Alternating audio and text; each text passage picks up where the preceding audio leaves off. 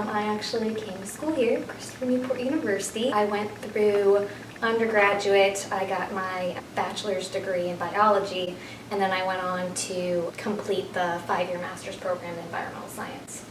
And it was a great program, and I was very happy that I did that. I knew I wanted to be a biologist my entire life, so I was interested in anything biology, any undergraduate research. I think I actually started out in Dr. Meyer's entomology lab and did an independent research study with him. And then I happened to come across Dr. Atkinson's lab. A friend and classmate had invited me to one of his lab sessions. I got involved in undergraduate research from there, and that was a wonderful experience as well. Yes, basically so much of what I did in the lab, undergraduate, and through leadership opportunities in the graduate program, leading undergraduate students in field research, so much of it is relevant to my career because I went on to become an environmental consultant after I graduated. And that exposed me to a variety of environmental projects that I had learned a lot of flexibility and ability to manage data and experience new things with diverse groups of people. So the program was actually very relevant to what I did earlier in my career and what I do now. Yes. I think I sort of answered that already. Yeah, I always knew I wanted to be a biologist. Came in knowing that was going to be my major and stuck with it. It was only a matter of really tuning down what you're interested in. Originally, I thought I wanted to be a marine biologist, but now as I've grown in my career and my interests, I'm actually much more interested in botany and wetlands in particular. Please describe how you got to know Dr. Rob Atkinson. I got invited to one of his lab sessions. Hi, Rob. And I kept coming back and volunteering, and then I got hired, and then I became, what did he call it, a student mentor.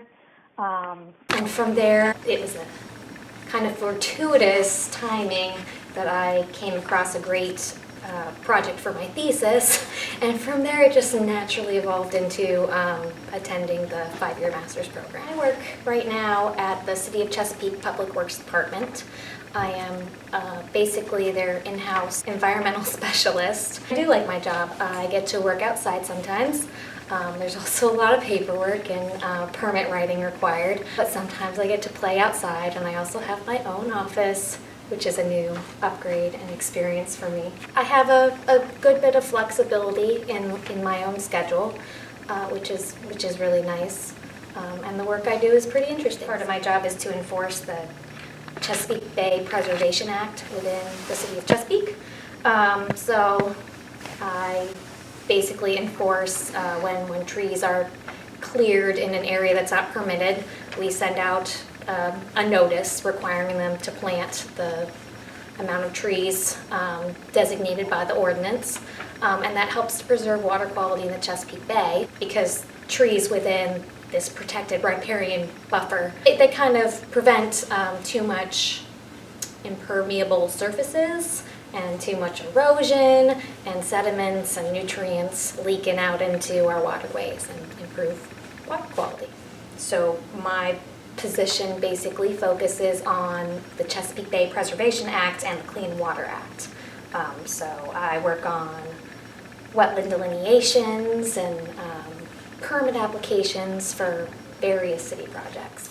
I get to play outside.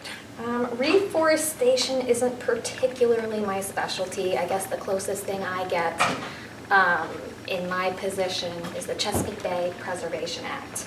And as the enforcement officer, I protect the required and maintain the required canopy cover within that riparian buffer area to increase water quality to the bay.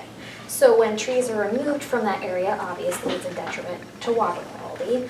That's why we ask people and sometimes require people to develop plant restoration plans and replace and replant trees that have been removed. There's so much value in an old growth tree that you can't immediately get back when it's cut down. Definitely avoiding removing the trees in the first place is ideal, but practically that's not always possible. Even when you replace a tree that's been taken down, usually the trees that they replace are 6 to 8 feet in height, not a 50 to 60 foot mature oak. So obviously it's better to keep the trees, but replacing them is a good second measure. I'm not an expert in that, sorry.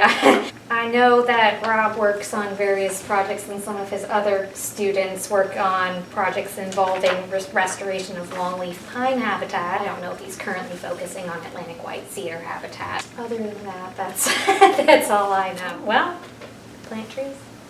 Plant trees in your backyard if you have enough space. Planting natives is always good. Being aware of your community in your backyard, just as simple as people planting trees in their backyard really does have an effect on water quality. Knowing your watershed and knowing how you can help your watershed and participating in organizations that focus on those sort of environmental projects like the Elizabeth River Project, stuff like that. For sure, my fellow students, I only became involved with Dr. Atkinson's lab through a random invite from a friend, so that helps. Other resources, the library, obviously, this beautiful new expansion. You guys have so many new study areas that I never had. Definitely your professors. Obviously, you already know that it's super easy to go ask questions and have a discussion. Would you rather get eaten by a bear or a shark?